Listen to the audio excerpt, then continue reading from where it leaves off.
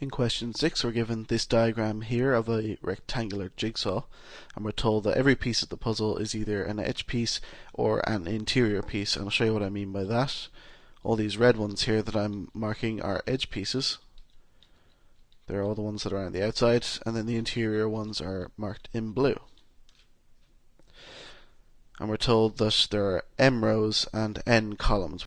And we're told over the course of the question that we're going to be investigating the number of edge pieces and the number of interior pieces. So for example, in the diagram they give us, there are a total of 16 edge pieces and there are 8 interior pieces. You can just count them up. And they give you a box to do some initial exploration to figure out what on earth is actually going on here. So it's probably helpful to start by just drawing a few jigsaw puzzles and see what happens.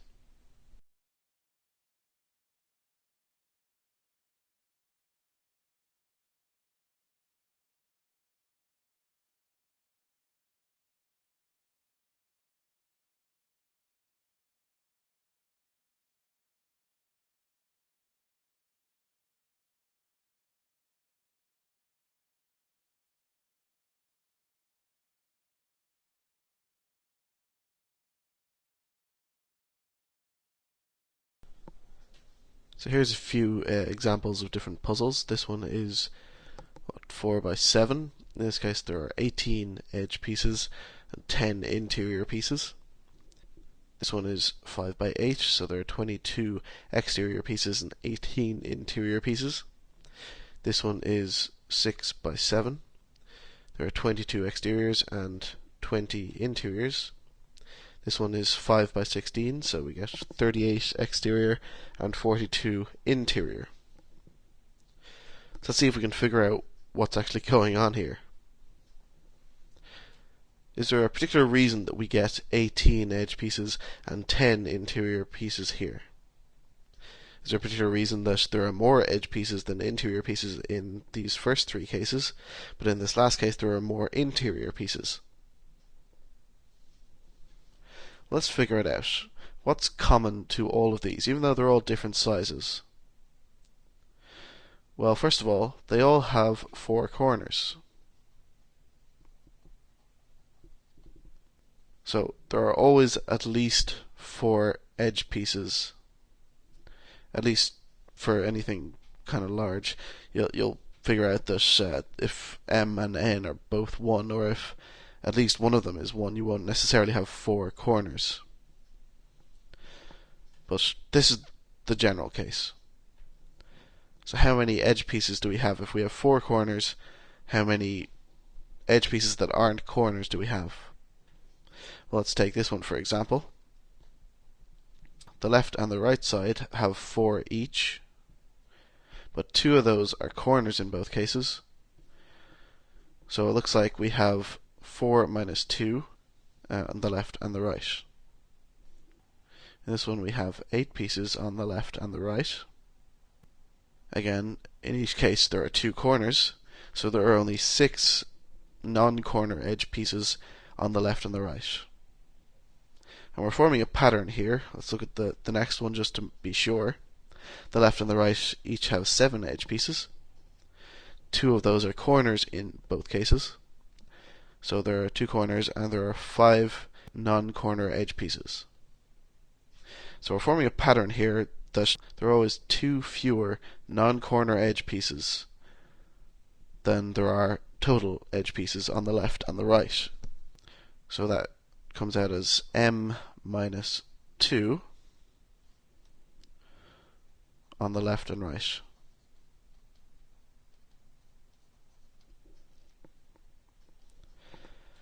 We can do the same thing for the top and the bottom. In this case, we have 7 on the top and 7 on the bottom.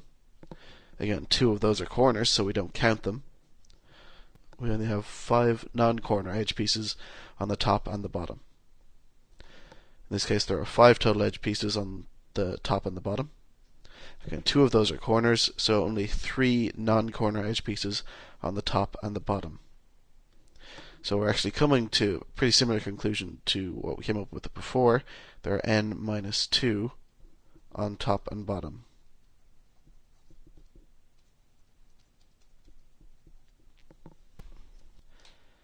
Now on to the actual question part. Part A asks us how the number of edge pieces and the number of interior pieces compare in cases where either m or n is less than or equal to 4. Let's look first of all at the cases where m or n is equal to 4. So here's a few examples. In this one on the left, m and n are both 4. In this one in the middle, m is 4 and n is 10. In this case here we have n is 4 and m is 8. So let's see how the number of edge pieces and the number of interior pieces compare. Well, in all three cases, first of all, you can see that the number of exterior pieces seems to always be greater. But let's look at the specific difference. Here we have 12 and 4. The difference is 8, so let's call that D. Here we have 24 and 16. The difference is 8. In this one over here we have 20 and 12. Strangely, the difference is 8. Let's see if we can figure out why that's the case. Well, what happens when we keep m4 in this case and we make n bigger? We make n 11. Well, first of all, we get these 4 new edge pieces. But that's not really the interesting part. What I want you to take a look at is what happens to the one right before the edge. Well, we have these 2 edge pieces. They're still edge pieces, but now these 2 ones towards the middle become interior pieces. Let's add another column and see what happens. So we extend this by 1. So we get these 4 new edge pieces. And now take a look at the second to last column again. We have 2 edge pieces stay the same, and these 2 interior pieces change. What seems to be happening is every time we add a new column, what we actually get are 2 new edge pieces and 2 new interior pieces. So for every new column we add, we're getting the same number of new edge pieces as we get new interior pieces. And that's exactly why the difference here is always 8. And if we try that for this vertical one as well, if we add this new row,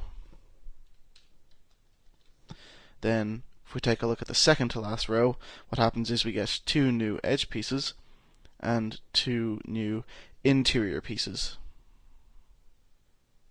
So we're getting the same number of new edge pieces as we get new interior pieces.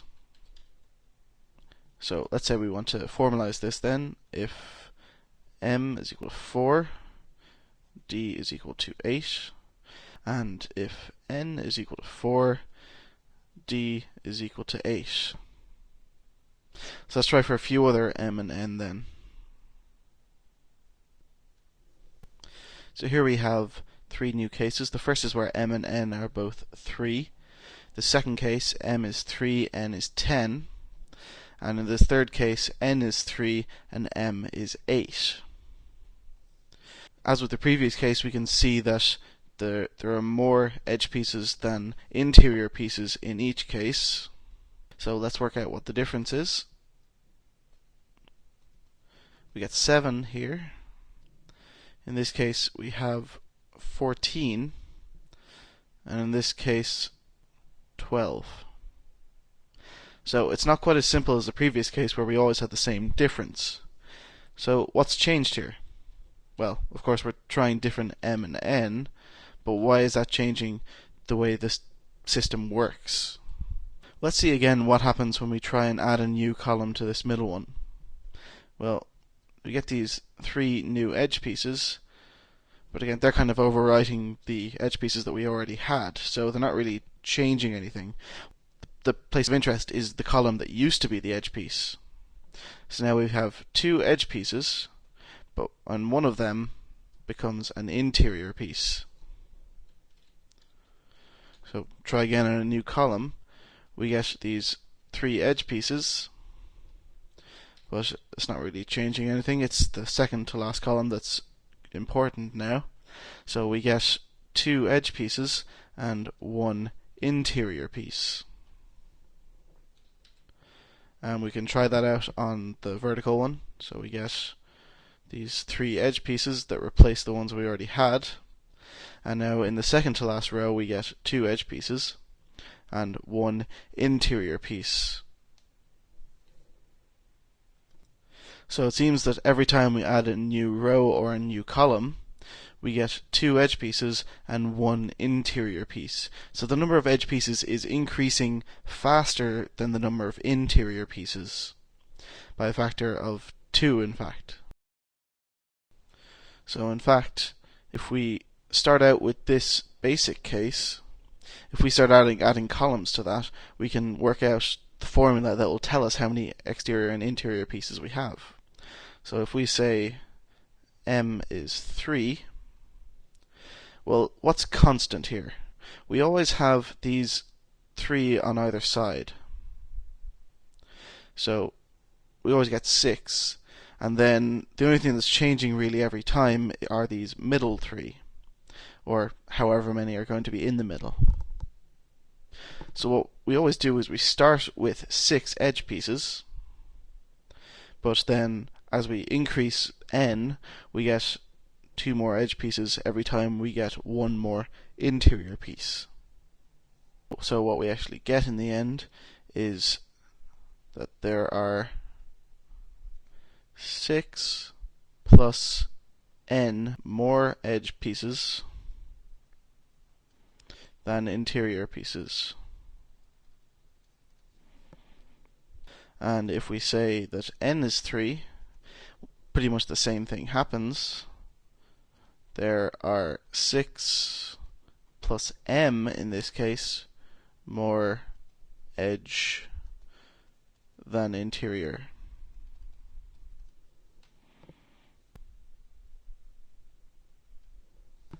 In the case where m or n is equal to 2, we get a nice easy one. In fact, there are no interior pieces ever. And we can work out how many more edge pieces than interior pieces with a very simple formula. So if m is equal to 2, there are 2n more edge than interior. And the reverse is true, that if n is equal to 2, there are 2m more edge than interior. The very last case where m or n is equal to 1, well, again, that's even simpler than the previous case. If m is 1, there are n more edge pieces than interior pieces. And if n is 1, then there are m more edge pieces than interior pieces. So just as a final statement, what we've learned from each of these scenarios that we've actually been through is that there are always more edge pieces than interior pieces. In this first case, there are always 8 more edge pieces than interior. In the second case, where one of m or n is 3, there are 6 plus either n or m more edge pieces than interior. And in these last two, it's a very simple case where there are either 2n, 2m, n or m more edge pieces than interior pieces. In part B, you're asked to show that if the number of edge pieces is equal to the number of interior pieces, then this formula is true. Well, remember back in the initial exploration, we worked out that there are a total of 4 corners. There are m minus 2 non-corner edge pieces on the left and right, and there were a total of n minus 2 non-corner edge pieces on the top and the bottom.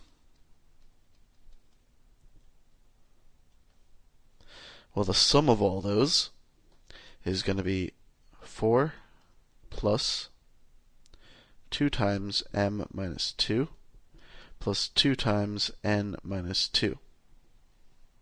Because we have the left and the right, it's just 2 times m minus 2. And because we have the top and the bottom, we have 2 times n minus 2. We can actually work out the same token for the interior pieces. There are a total of m minus 2 in this direction, and n minus 2 in this direction. So the number of interior is actually just m minus 2 multiplied by n minus 2. And that just comes from basic geometry. We're told that these two are equal. So we have 4 plus 2 times m minus 2 plus 2 times n minus 2 is equal to m minus 2 multiplied by n minus 2. So if I just try and clean that up a bit, I get 4 plus 2m minus 4 plus 2n minus 4 is equal to m times n minus 2m minus 2n plus 4. So now I'm going to try and get all my m's on one side and do whatever cleanup I can. So first of all, the 4 is going to cancel with the minus 4. And I'm going to have 2m from here. Then I'm going to have minus mn, that's there. I'm going to have plus 2m, that's there. And I'm going to have everything else on the other side because those are all the m's. So I'm going to have minus 2n minus 2n. That's that one and that one. And I'm going to have plus 8.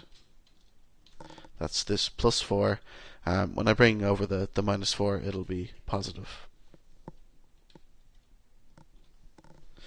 So now I want to try and get all my m's together. So I have m, and that's going to be multiplied by 4 minus n. Because when I add up those two m's, I get 4m, and I take away minus mn.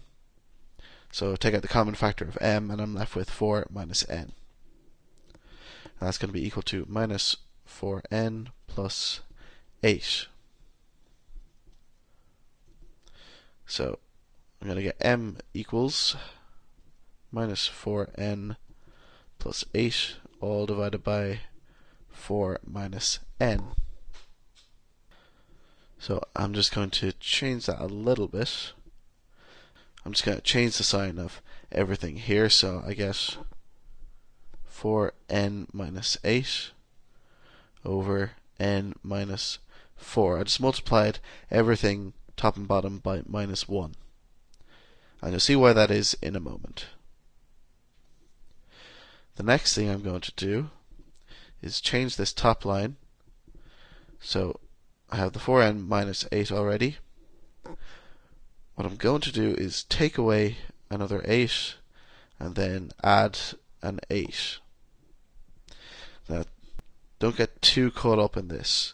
I'm just kind of trying to manipulate it, and I know that the minus 8 and the plus 8 are going to just add to 0, and that's exactly why I'm allowed to do this, because all I'm doing is adding on 0, so I'm not changing any values here. But it's just going to make something a little bit easier. So that's going to be divided by n minus 4 still. Now, I'm going to take this as 4n minus 16 over n minus 4 plus 8 over n minus 4. Now, if you remember, what we're trying to achieve is 4 plus 8 over n minus 4. So that was the point of doing this, is now I have the 8 over n minus 4 and the 8 over n minus 4. And my hope is that this is just going to become 4. So let's see if I can make that happen. If I take out 4 as common, then I'm left with n minus 4 in here, and that's still divided by n minus 4, and that's plus 8 over n minus 4. Now n minus 4 and n minus 4 are going to cancel. So now I have 4 plus 8 over n minus 4. So there we go. That's what I was asked to prove. So that's what I did. The only tricky bit really is this bit here where I decided to take away 8 and add 8. And it's tricky just being able to realize that you kind of have to look at the answer you want. First of all, I know I'm looking for this plus 4, so that's why I made this a plus 4n here. And I know I'm looking for plus 8, so that's why I kind of wanted a plus 8 here. And also with a little bit of foresight, I can see that if I take away another 8 here, I'm going to get a minus 16 that's going to cancel. In part C, we're asked to find all cases in which the number of edge pieces is equal to the number of interior pieces. Well, this is the kind of hence thing. We worked out just a moment ago that this equation is true whenever the number of exterior pieces is equal to the number of interior pieces. So we can actually use this now. Now, just a little note, m and n both have to be natural numbers. You can't have half a jigsaw piece, you know? So we can use this now to solve this question, because we know that there's this division operation here. We know that we're only going to get a natural number out at the end if this thing is divisible by 8. So the possible values for n minus 4 are 1, 2, 4, 8, and all the negative ones.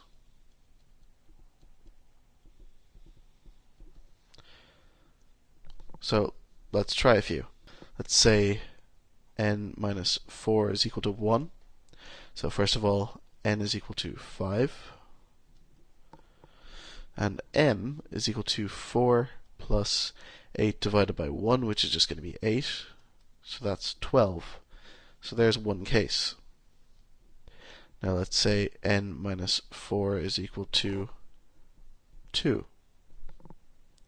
Then automatically n is equal to 6. M is equal to 4 plus 8 divided by 2, which is 4. And that gets us 8. Let's say n minus 4 is equal to 4. Automatically then, n is equal to 8. Then m is equal to 4 plus 8 divided by 4, which is 2. And that gets us 6. Then if we have n minus 4 is equal to 8, n is equal to 12. So m is equal to 4 plus 8 divided by 8, which is 1, and we get 5.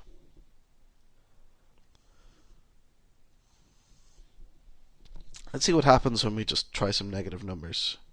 Let's say n minus 4 is equal to minus 1.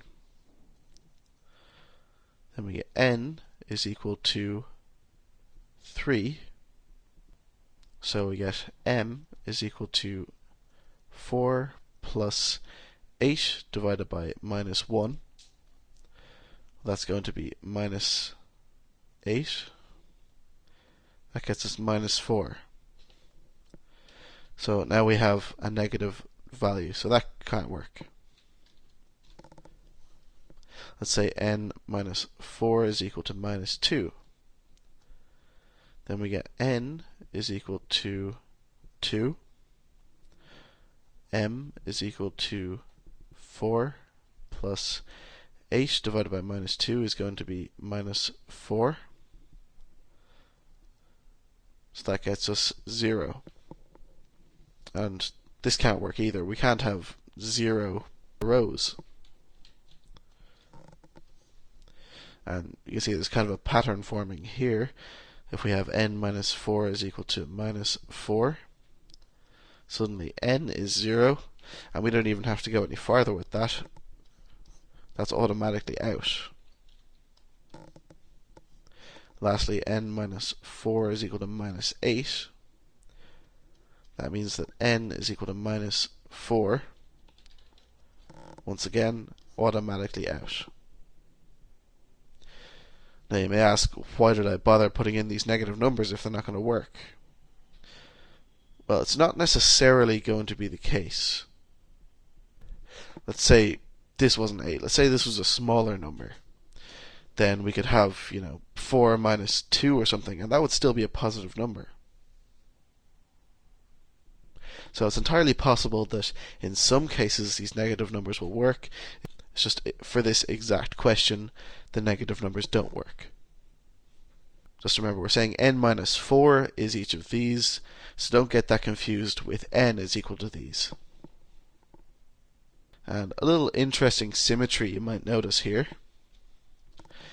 Say, on the left here we have n is 5 and m is 12. So there's a 5 and a 12. Over here on the right we have n is 12 and m is 5. It's the exact opposite. The same with these two inner cases. We have n is 6 and m is 8. And over here we have n is 8 and m is 6. And if you think about it, that shouldn't really be surprising, because the way we define m and n is pretty much arbitrary.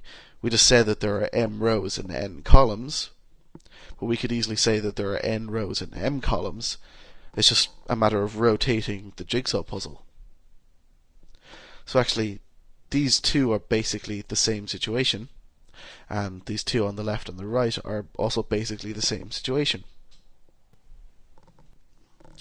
Okay, so we're nearly done, don't worry too much. We're asked to determine the circumstances in which there are fewer interior pieces than edge pieces. Describe fully all such cases. So we know that we can work it out by using this formula. M minus 2 times n minus 2 is less than 4 plus 2 times m minus 2 plus 2 times n minus 2. This is the number of interior pieces. It's less than the number of exterior pieces. So we get mn minus 2m minus 2n plus 4, and that is less than 4 plus 2m minus 4 plus 2n minus 4. So again, I'm going to try and get all my m's on one side just for the crack, really. So mn minus 4m is less than 4n minus 8. Now here's where it's a little bit different to part B, because we're getting into a couple different scenarios due to this inequality sign. So what we can say is m times n minus 4 is less than 4n minus 8.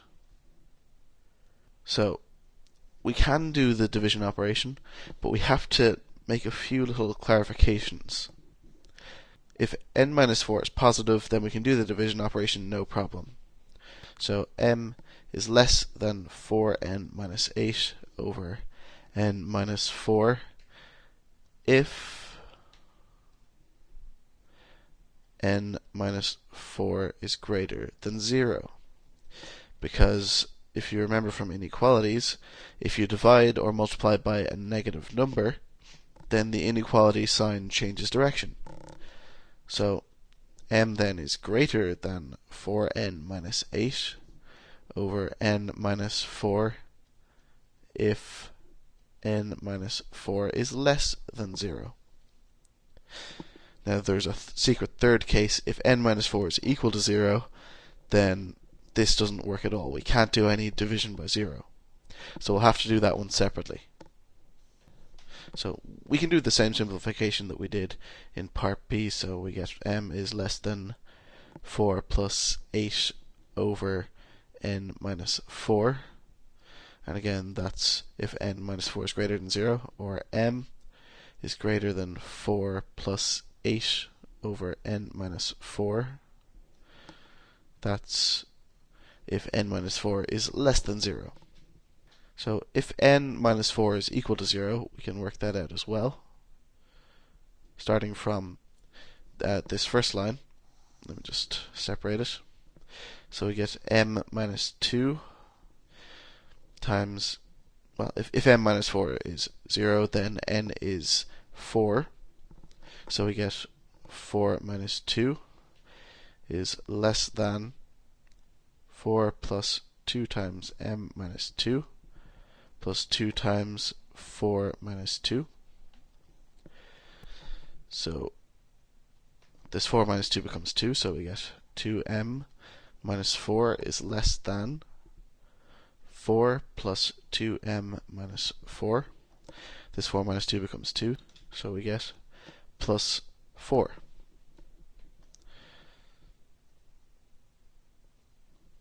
So what actually happens here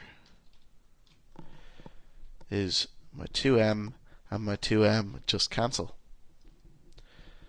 This minus 4 and this plus 4 cancel, and we left with minus 4 is less than 4, and this is true, believe it or not. And since this is true, it means that this is true. So the number of interior pieces is less than the number of exterior pieces if n is 4. And of course, since m and n are arbitrarily defined, this works both ways, that if m is 4, then it's also true. And if you want, you can go through that. Now, just as a little side exercise, this one's called the chocolate bar problem, or at least that's what I call it. If I have some chocolate bar, and it is m long and n wide, how many times do I have to do a straight line break in order to turn this one big piece into m times n pieces? So in other words, I'm turning it into this here. Now you may think it's just, 6 horizontal slices in this case and 6 vertical slices. But actually remember, if I do one vertical cut here, like that, then I actually have 2 pieces. So if I try and do a cut like that, that actually counts as 2 different cuts because I'm doing it to 2 different pieces. Now, it's kind of unrelated to this question, but it's the kind of thing that might come up in future years. You never know. So anyway, good luck with your study.